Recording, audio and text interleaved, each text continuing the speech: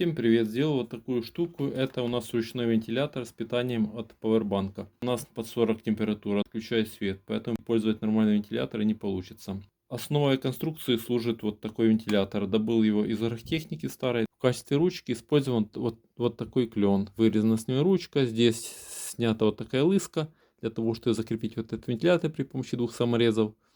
И здесь же рядом крепится преобразователь МТ-3608. Закреплен при помощи стяжек. И здесь обычный USB шнур припаял для того, чтобы не прижимала изолента. Да, вот здесь изолента для того, чтобы повысить пожаробезопасность, чтобы электрические части не прикасались непосредственно к дереву. Значит, давайте проверим. Включаем.